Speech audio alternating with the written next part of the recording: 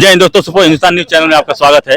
अभी हम घोसी विधानसभा के मझवारा में मौजूद हैं और हमारे बीच बहुजन मुक्ति पार्टी के कार्यकर्ता लोग भी मौजूद हैं। तो आइए इनसे कुछ जानने की कोशिश करते हैं। अपना परिचय बता दीजिए।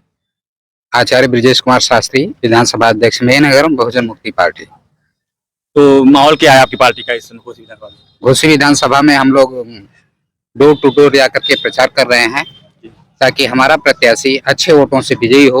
इसलिए हमारे सभी साथी जो हैं बीएमपी के, बहुजन मुक्ति पार्टी के, यह सभी लोग दिन रात मेहनत कर रहे हैं कि हमारा प्रत्याशी यहाँ से अच्छे वोटों से विजयी हो। तो जिस प्रकार से भाजपा और सपा तैयारी कर रही हैं और दलित समाज का वोट अपना बता रहे हैं, तो क्या सच है कि दलित समाज का वोट भाजपा को जा रहा है और सपा को? ऐसा कुछ नहीं है। दलित समाज के ये जो विरोधी हैं, चाहे वो सपा के हों, चाहे बसपा के हों, चाहे भाजपा के हों, ये दलित समाज का कभी भी उत्थान होने देने लायक नहीं काम कर रहे हैं। ये लोग हमेशा दलितों को दबाने का ही काम कर रहे हैं। और जिस तरह से इन लोगों ने, चाहे नौकरियों में आरक्षण की बात हो, चाहे जुडिशरी की बात हो, कहीं भी ये लोग दलितों को आगे बढ़ने नहीं देते हैं।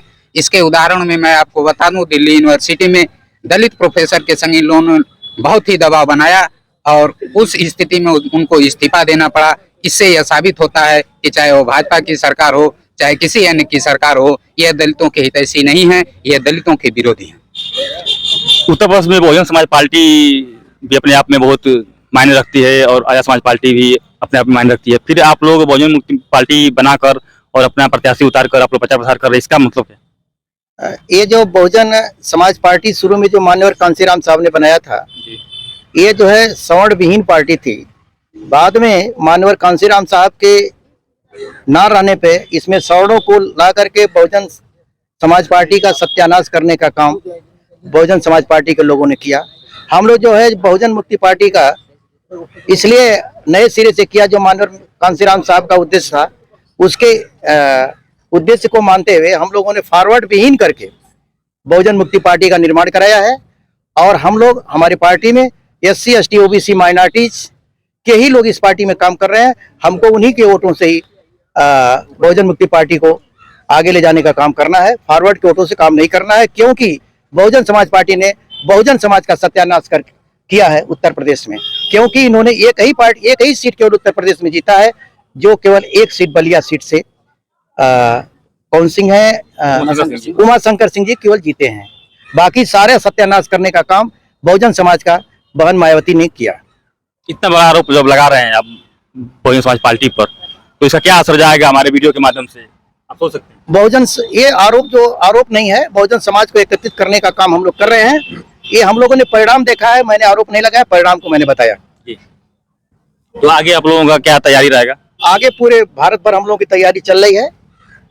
भारत के लगभग 35 राज्यों में हम लोग जो है काम कर रहे हैं और ये राष्ट्रीय स्तर पे बहुजन मुक्ति पार्टी काम कर रही है। आगे जो है हम इस देश में शासक बनेंगे, शासक बनाने के लिए बहुजन समाज के लिए काम कर रहे हैं। तो क्या भविष्य में कभी चाहेंगे कि मायावती जी जो है प्रधानमंत्री बने और देश के दलितों का और सवर्णों का, OBC लोग का सबका विकास हो? भारत के अंदर जो भी पार्टियां हैं, जो पार्टियां जो विदेशी लोगों को साथ लेके काम कर रही हैं, हम उसकी चर्चा न करेंगे, न उनको साथ लेंगे, न उनकी बात करेंगे। फिर कैसे संभव होगा कि आप अपनी पार्टी को उच्च स्थान तक ले जाएंगे? हमारी पार्टी में 85% लोग हैं, 85 से 90%, यही हमारी पर्याप्त लोग हैं। SC ST OBC माइनॉरिटीज के लोग भारत में लगभग 85 से 90% के आसपास आबादी है, ये हमारे लिए सफिशिएंट है।